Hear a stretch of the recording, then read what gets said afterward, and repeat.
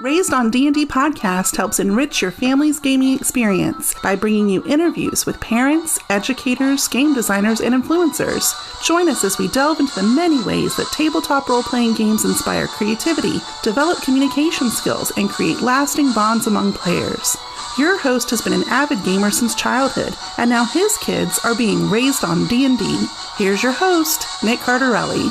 Welcome back, gamers. I'm your host, Nick Cardarelli, and this is Raised on D&D. My next guest is from Madison, Wisconsin. He's an author of D&D adventures for a number of publishers. He's the director of Gamehole Con, the largest tabletop gaming convention in the upper Midwest. He has recently finished Faye, Land of the Red Wizards, and an adventure path setting book for Frog God Games coming this fall. Please welcome Alex Kammer. Hi, Alex.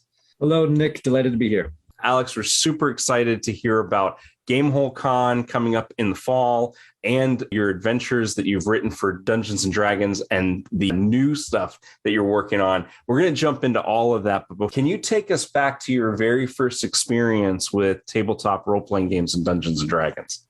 Sure. Happy to. The first time I actually knew that D&D was a thing, some older neighbor couple who were antique collectors. They were big sort of garage sale hunter types, you know, if you can imagine that set.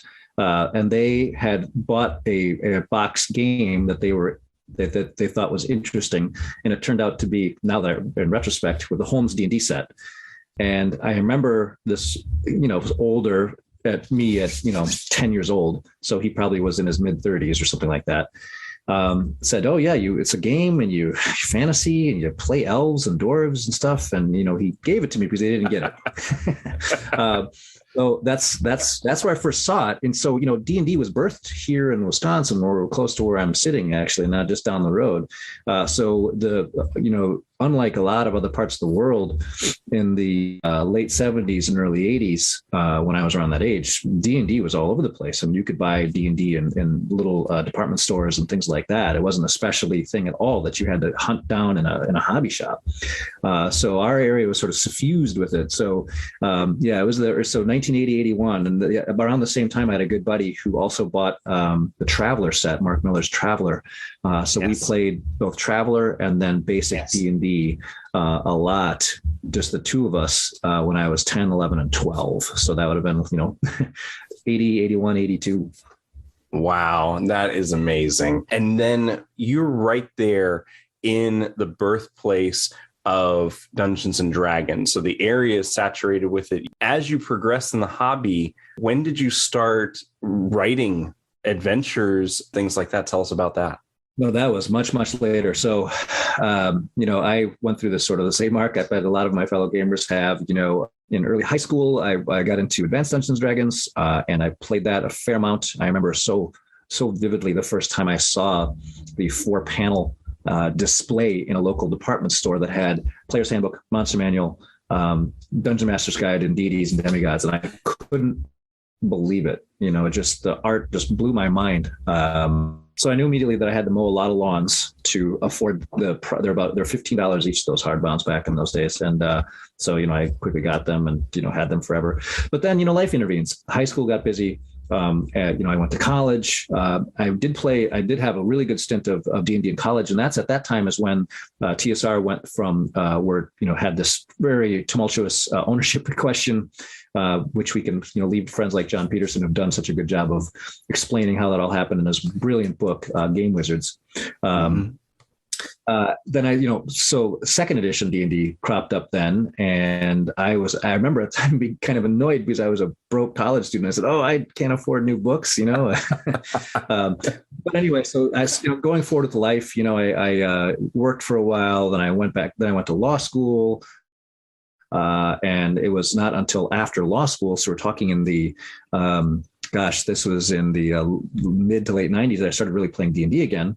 And then we started playing first edition. And by then the world had moved on to 3.5. So, we were always a couple editions behind my game group. That's when we formed the group that's called the Gamehole, where I'm sitting today, where I talk to you now. I'm sitting in the Gamehole, and that's also the namesake of our convention, obviously. Game group that's been together for a long time. So when it came though to answer your question, which I'm being terrible about, is it was not until actually 5th edition D&D came out. And I guess it was something about this edition that I really liked, and it just energized me. And I realized, boy, this is something I would really actually like to write to. And I also was to a point in life where I had a little more free time where I can actually manage and actually conceive of having the intellectual energy and drive to sit down and write. That is not something that is, if you have exhausting days at work in a busy family life, to sit down and sort of shake that bottle and get some creative juice out is difficult. You have to have, it's difficult. And so I have nothing but respect for folks that are, full-time and working hard and still managing to put out content. That's real love. That's real love for the hobby and real love for what they do. So that's only been, the last 10 or so years have I actually been publishing things. I wrote homebrew stuff and adventures for my friends and stuff like that, but certainly nothing with an eye towards publishing it. It's only the last 10 years that I've been starting to actually publish things. So you've been a gamer for 30, 40 years, and only in the last 10 have you really started being able to put content out and share your vision of adventure, the greater community. And that's amazing. You are a husband and a father. How many children do you have? I have two. I have my little guy is 10 and my big girl is 13, almost 14. So she's in 8th grade and my little guy's in 4th grade. Have you started playing tabletop role-playing games and Dungeons & Dragons with them as well? Yeah, it is. There are a couple of things when you live in Wisconsin. First of all, you have to like the Green Bay Packers. And the other thing is you have to play games. Those are sort of rules here in Wisconsin that we follow pretty seriously. For the games, we started playing games very early. My guys played hundreds, if not more, games of Dungeon, the great board game that was put out by TSR, their first board game, and that Dave McGarry designed. And in fact, some years ago now, that have been probably 5-6 years ago, I have beautiful video of my daughter playing Dave McGarry in Dungeon and basically her beating him in about 6 moves. She completely we wore that out. Actually, we literally wore it out. I think we're on our 3rd set of Dungeon. So then from there, we a great entry role-playing game that Shauna Germain and Monty Cook came out. No Thank You Evil was really fun. That was a really great game to play for a couple of years. And not long after that, we got right into D&D because the guys really wanted to play that. We've been playing D&D for a while now, and both my kids now run their own games, and at my convention, they run games at the show. Wow. And that's just, talk about a proud moment for dad. The sports moments are great too. It's fun to see my kids succeed at that, and they're great in school and all that kind of stuff. But boy, it warms my heart to see them run games for strangers, other kids at our convention. And that's been super fun for me. So they're pretty deep into it. That's phenomenal. Was there a way that they approached scenarios that were different from adults that surprised you? Yeah, absolutely. First of all, they're intuitively good at cooperative role play. The little boys were a little more, I want to kill the thing and take the thing stuff. No doubt about it. But my daughter with her first group, and actually we live streamed a game from GameholeCon that I ran. Gosh, they got the concept of shared resources and working together and using each other's character strengths to solve problems. And it was amazing. They're into, and they don't need someone like me to build the world. Right. They already live in a land of elves and fairies and things like that. This is not that much of a fantasy stretch, so it's really, there's just absolutely no pessimism or pushback or anything on when it comes to engaging in fantasy. They love it. And the more goofy and zany and fun, the better. And so that's one thing I've learned with kids games is just, gosh, man, just go for it and just have wacky stuff happen and they'll love it. Lots of buttons to push and levers to pull with all kinds of goofy effects, and they just love that stuff. And it's very different. I do a lot. I'm very fortunate that I get invited to conventions around the country to run games for people. To often promoting things I write. and that's great too. But it's a very different experience. That's I've got to make sure I run a real fun, fast, clean game that I'm grabbing people's attention. I have a real plan in mind of what I'm going to do over that 3 or 4 hour session.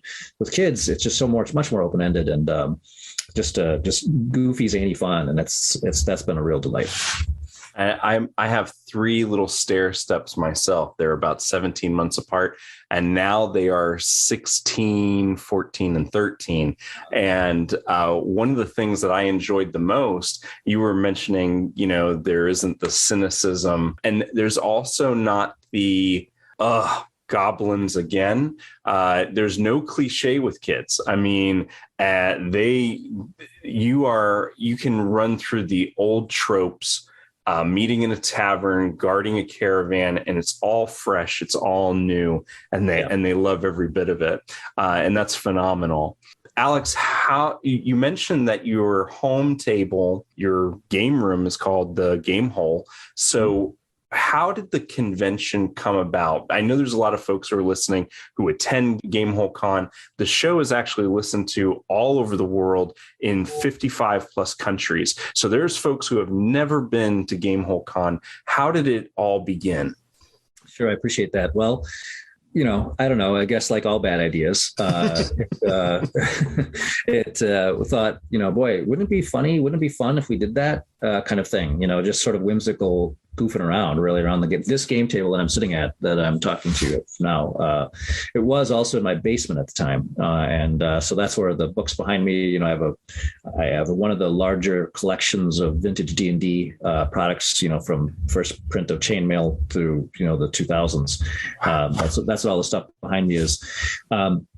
Anyway, all that stuff was there. And so we called it the Game Hole. That's where we played. So I guess what the real genesis was when Gen Con left Milwaukee, which it was in Milwaukee for many years. It was Parkside and other places before that, UW Parkside, a university campus here.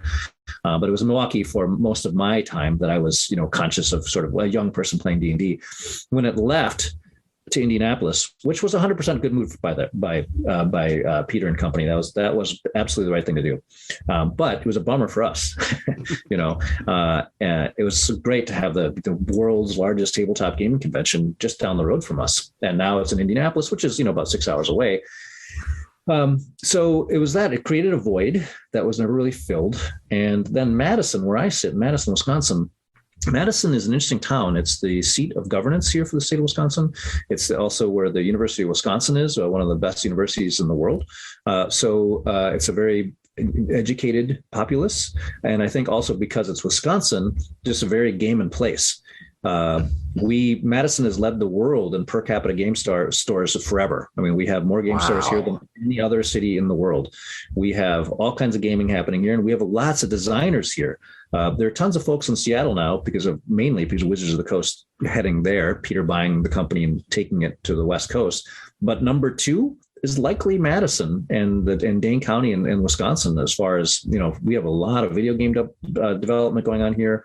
And we certainly have a lot of authorship and tabletop design stuff happening here. So anyway, it just seemed kind of strange that we didn't have really a tabletop gaming convention for this area. And so we thought, what the hell, let's just try it.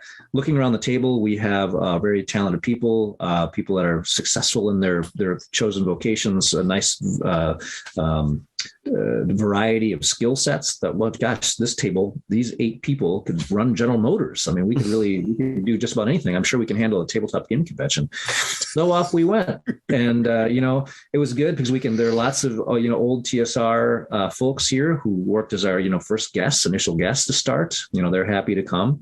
And then, very quickly, Chris Perkins was one of our first guests who came.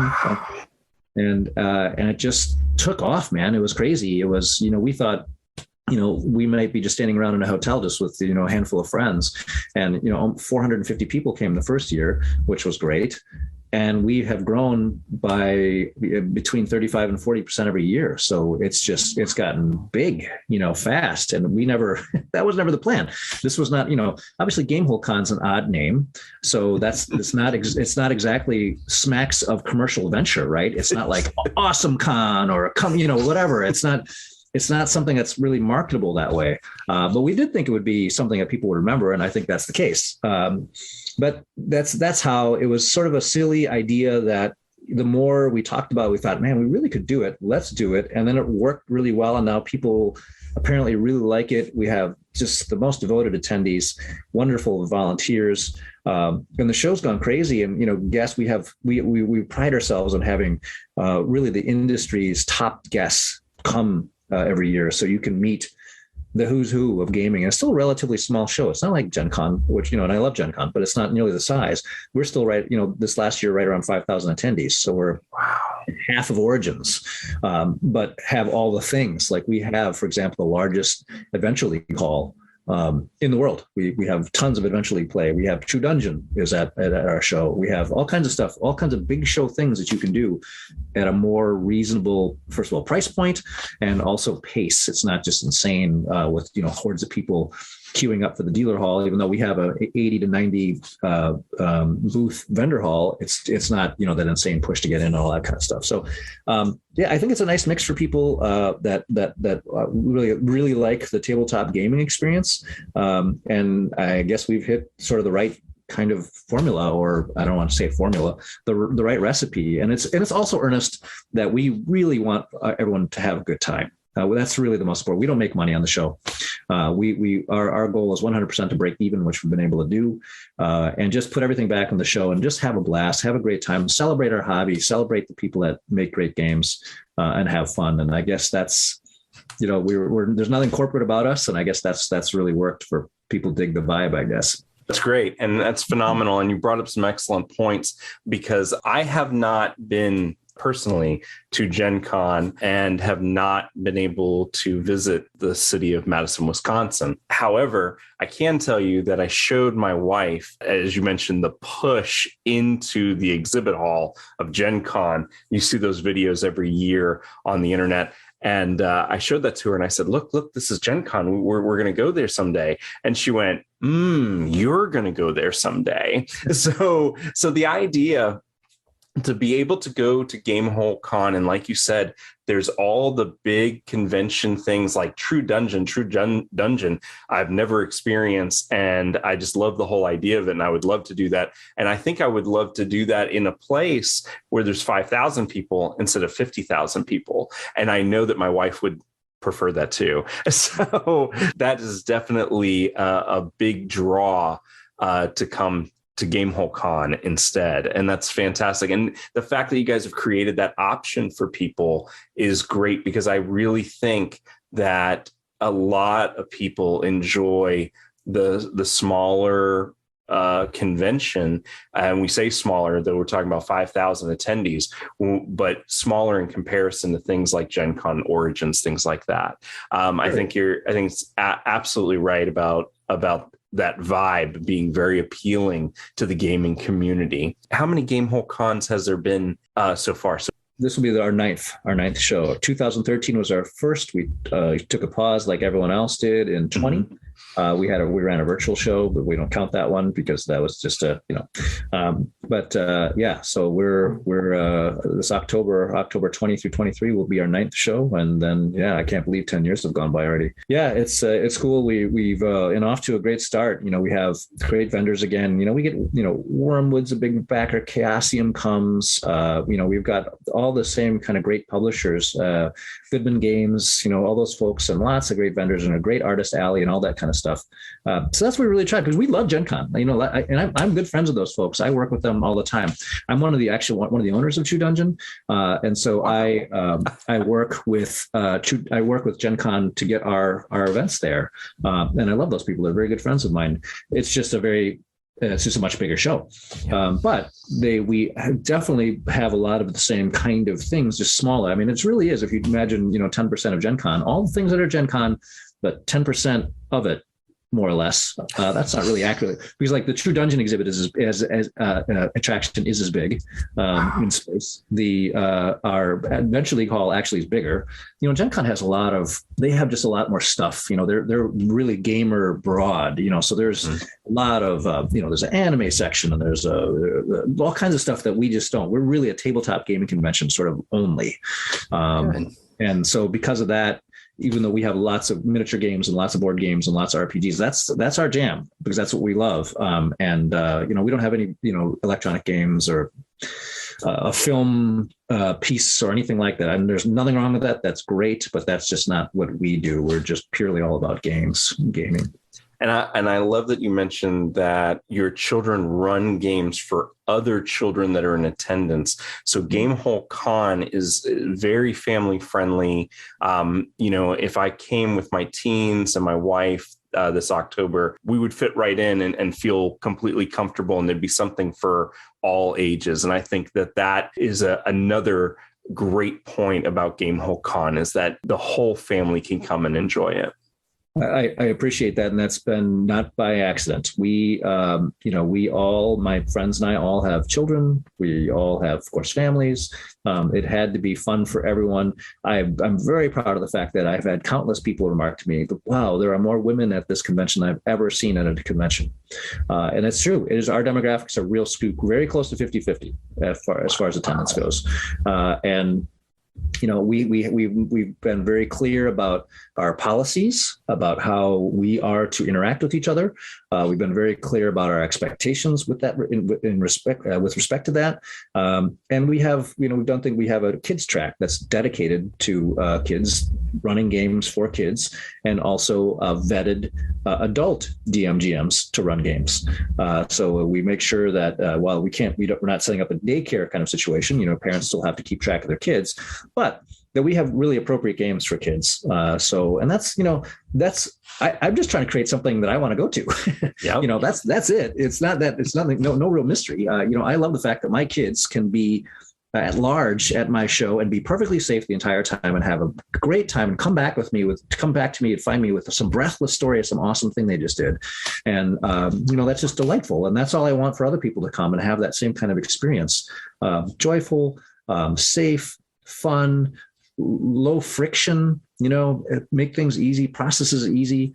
That's it. That's the goal. And I guess we're doing something right because our growth so says.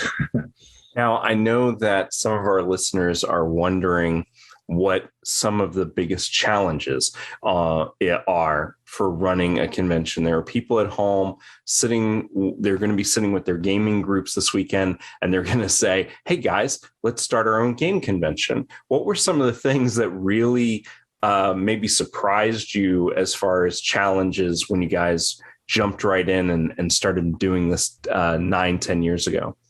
Sure. The biggest one, I think, was back when we started, there wasn't a wonderful service like Tabletop Events. Tabletop Events is something that has now actually from Madison, not accidentally, by the way.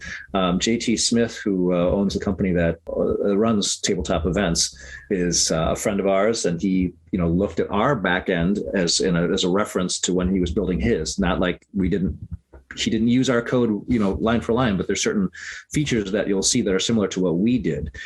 So we had to build our own software to run the convention. So event management is very difficult. That's a real challenge. And fortunately, we had, guys that are sitting around this table who could do that. Was a huge hurdle. And now you can start a convention, very user-friendly, plug and play through Tabletop Events, and it works. It has some limitations. It can't do all the things that we can because it's our own software. We can change it to make it work for what we need it to do. So there's a limit to the customability. But man, if you're going to hold a 200-person kind of game day, that's wonderful. What a great thing. I mean, back where we used to have to do things like Warhorn and stuff, which was, it was fine, but it just didn't work very well. It didn't have any flexibility. It had very difficult things if you wanted to charge for seats and stuff like that. So, and that's the other thing is the economics of it is to, of course, space has an expense, and then there's feeding all those people that come. And how do you do that? Does the facility want to take care of that? Are they really set up to take care of that? Do you believe them when they say they can feed gamers for 4 days? You shouldn't. That's a clue. You shouldn't, because they can't. They don't understand gamers. This is not like the Canoe Show or something, right?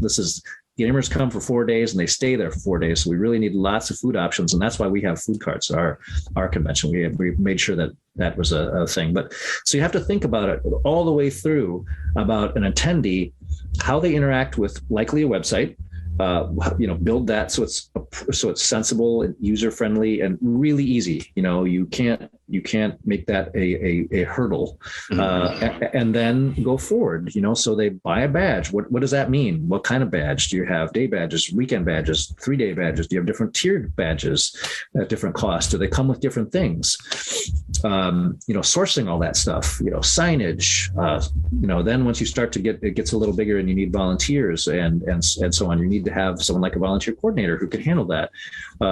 So the biggest challenge that we found is simply growth. When we started the first 2 years, and it was just the 8 of us to run the show, that was fine. But it was really quickly being, very clear that this thing was getting, going to grow beyond our ability to just staff the registration desk. So having a wonderful volunteer program has made our show so much better. We've now have experienced volunteers with institutional knowledge who really love to volunteer. And you have to take care of those people. You have to treat them like family, and that's they're everything for us. They're the heartbeat and the soul of our show. Next to the wonderful people who run games, GMs, DMs, and keepers and game masters. You have to make sure that you have a system that attracts people to want to run fun games at your show, because that's what it's all about. If you don't have games, you don't have a gaming show. So those are the things to think about. How are you going to answer all those needs? And it's not easy, and you shouldn't do it. You should certainly not do so if you have any thought of, boy, I'm going to make a living doing this. Just don't. Let me just take it from me. Just don't do that, because you'll be disappointed. It takes a long time to build a show to get the kind of numbers where you can even start to, earn a profit. And at that point, you would have been better off doing many other things. This should be something that you do also, quite frankly. It'll be apparent. If you're trying to put on a show for money, it'll smell like it. And because you'll make decisions based on that. And those things will be kind of chintzy because you have to, because you're trying to make a profit. And it just won't work as well. So, if you want to run a convention, if you want to put together a gaming con, do so out of love. Do so out of just genuine desire to support the hobby and to interact with it. Don't do so with a profit motive, or 9 times out of 10 you'll be disappointed. That is a fantastic answer, Alex. Thank you so much. I think that's enough optimism with a splash of reality for those listening who really want to try this. Now, I'm here in Central Florida, and because the weather is typically nice, we have a lot of game conventions throughout the year. And most of our conventions are multimedia conventions. So we have things like MegaCon and Comic-Con and things like that now. But way back in the day, the only game conventions that were really in this area there was a multimedia con that offered gaming called TackyCon, and there was, of course, the Historical Miniatures Gaming Society South chapter, and we were fortunate about 20 years ago. They broadened their horizons, and they opened up their convention to include wargaming of non-historical types. And then eventually they opened it up to tabletop, board games, and role-playing games. And so I was fortunate to be volunteer and game master and things like that in those things. And I got really close with a lot of those guys, and just sometimes the problems they had with the venue, the problems they had with each other, and problems with coordinating volunteers and things like that. There were years where things were very chaotic, and I would see the group that was the core group that was handling the conventions really running around frantic, trying to make sure that everything was the way it was supposed to be. And I want to say it was Warhorn back in those days that we were using for signing up for games and signing up to run games and things like that. But yeah, the convention was always at a hotel, so there was the problems with the rooms and they're not being available and things like that. People making reservations and being given away. So there's all kinds of little things that make a game convention more difficult. The fact that you guys have a wonderful venue, talented group of people to do this really speaks volumes. Though I've never ran a convention, I've seen people do it and I see how hard it is. So my hat's off to you guys. It's amazing what you've done with Gamehole Con. And I hope to one day get to experience it myself in person. Absolutely. Well, I hope you do. And it's in mid-October, which is lovely weather. I know we have a lot of people who come from Florida in the South, and at first thought, oh my gosh, am I going to have to wear, a parka? And it's this in January, I'd warn you to wear your fleece pants, but in October, it's lovely. So we're still in very nice weather. So wonderful. And now, Alex, you have already released on the DM's Guild your Faye Land of the Red Wizards adventure. And you're in the works with more games coming out that are also 5th edition. Can you tell us a little bit about Faye Land of the Red Wizards? Can you tell us a little bit of a preview of what we can expect in the fall from your second book?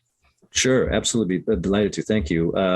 First, Faye, Land of the Red Wizards. Faye is a section, probably one of the most infamous pieces of the Forgotten Realms.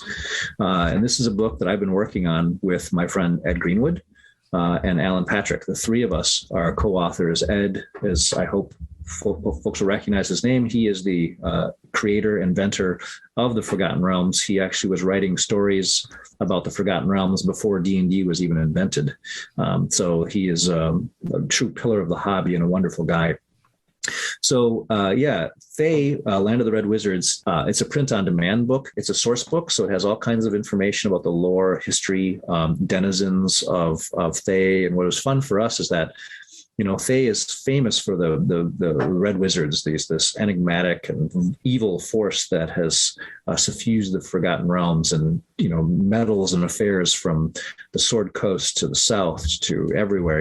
Every Wizards product, virtually everyone has some appearance by the Red Wizards, because why wouldn't you? They're just fantastic from a story device. But we got to tell about what life is really like there, what the people of there are like. Everything from Ed shared Thayan recipes that you can actually cook. So there's a Volo style part of it is a Volo style tour of the major metropolitan areas of Thay. There are in-depth discussion of the Tharches. Tharches are basically the equivalent of states, and the rulers, the Tharchions, basically the governors of each of those states, and they all serve, of course, at the whim of Zastam, the head of the Lich in charge of running Thay. And then I wrote an adventure in it. There's a level 1 through 3 adventure called Intrigue in Eltabar, a urban adventure, which was really fun for me to write. And it has some new magic options. It's got new monsters. It's got even a new paladin oath. So fun stuff, mechanical things in the book, and all kinds of information that, quite frankly, has never been seen about Thay. This is going to be new stuff. And so fans of the Forgotten Realms are going to love it. I think it's going to be very popular. People are very excited about it. Let it go crazy, because I think it's going to be very well received. That's fantastic. And we're definitely going to can direct our listeners to where they can order it for print on demand right at the DM's Guild. That is amazing. And that you've got your adventure and then the expertise of Ed Greenwood of Forgotten Realms, putting in there and filling in some of the holes that fans of the Forgotten Realms have maybe been asking questions for years and years. It's going to be right there in that book. Setting information. It just makes my job as a dungeon master so much easier when I can look and I can really see, what are the motivations here? What are the power structures? What's the culture like? It's like an invitation for me to take my party of adventurers to Thay and really let them seep into the setting and really feel what it feels like to live in that part of the Forgotten Realms. It's kind of been shrouded in mystery for all these years. It's wonderful. It's very exciting. I understand why everybody's excited about it, and I hope that people pick it up. Frog God Games has they put out some great material, and they put out stuff for all the editions. They don't just do 5th edition, but this book that you're having coming out in the fall, it is 5th edition as well, right? Correct. They likely will do a translation to, well, I'm not sure. I don't know one way or the other. Often will translate things to Swords and Wizardry, basically a retro clone, AD&D clone. I don't know if they'll do that or not. That's completely up to them. But yes, fifth edition. So yeah, that book is in their Frog God's native setting. It's called The Lost Lands. Is it up in already 3 years? Yeah. I wrote a book, hardbound release, The Sea King's Malice, which was great. And was, was very successful, and that was fun. So they want me to do something even more ambitious. So this time I'm writing with a co-author, one of the other authors that I'm doing the Faye book, Alan Patrick, who is a former an admin for the Adventure League, D&D Adventure League. He's a wonderful author. He has all kinds of great stuff up in the DM's Guild. He was the main Faye guy for the AL for the admins. So he was great for Ed and I to work with on our Faye book. And so Alan's working on this one with me, and this thing's a sweeping monster, man. This is a big book where we start, at first level, and we take you on this tour of this spot in the Lost Lands called the Haunted Steps, and it is so named because there's all kinds of crazy stuff going on there, and things are going really sideways terribly, and there's kind of a race against the clock kind of mechanic to it. I don't want to spoil why things are going so bad, but it's not why you would think normally. The normal lore there is not squaring with what's going on. There's something else terrible happening. So it's been really fun because we want to write, the challenge to write a good adventure, in my opinion, is one that is, well written and cohesive and makes sense, but also affords lots of different play styles and lots of different play directions instead of having, a real a linear adventure, which, admittedly, Sea King's Malice was. That's what they asked me to. They wanted to have more of a sort of a very much like a Wizard's release, more of you go from A to B to C to D. This one is all the stuff is happening, but there are lots of different ways you can go while having a central plot that you could follow too. So it's a lot of world developing. So it's a big book because we're writing, whole, villages and cities that are being detailed in this book. And it's a huge project, and it's super fun, but it's taken a while. It's just a lot of words and a lot of thinking and a lot of, when I work with a co-author, those things have to line up, that we're doing the same thing and, pulling at the oars in the same direction. So we're working on it. And so we hope that we'll be ready in the fall. Is when we hope to have it. I don't even have a title yet. We call it just the Haunted Steps because that's what the setting is, and that's quite frankly a really great name. If they hadn't named the piece of land that already, we'd probably use that. But we'll come up with some other title. But yeah, it's really fun, and it's been trying to do some. And when as opposed to writing for something for Wizards, I can, for a third-party publisher, we can have some more fun with mechanics. We can try different things, and we're going to try some things, some different things that DMs can do. Optional rules. We're going to have basically a corruption mechanic. The longer you spend in this part of the world, the more it starts to affect you, negatively and positively, and it has in-game consequences. That should be we're trying to make it very theatrical, too, not just mechanical. So it's, this is a real ambitious one for me, and I'm really excited about it. So I guess stay tuned. I don't know. We'll see if we can stick the landing, but that's where it is right now. We're about, probably about 2/3 of the way down with it. Well, Alex, that's an amazing preview, and I feel like you've given more away than you wanted to, and I appreciate that a lot, and I know my listeners appreciate it. So we're excited about that. We're going to keep an eye on Frog God Games and make sure that we're waiting for that one as well, whatever the title ends up being. Thank you so much. Thank you for being on the show. Thank you for all that you do for the gaming community with running Gamehole Con and now sharing your creativity with us by publishing adventures. It has been inspirational to talk to you. I definitely am not starting any game conventions myself, but I hope people who are listening have learned from you and have thought, you know what, if we do it the right way, we can start springing these up in our own neighborhood. Thank you so much. Very welcome. Thanks for having me.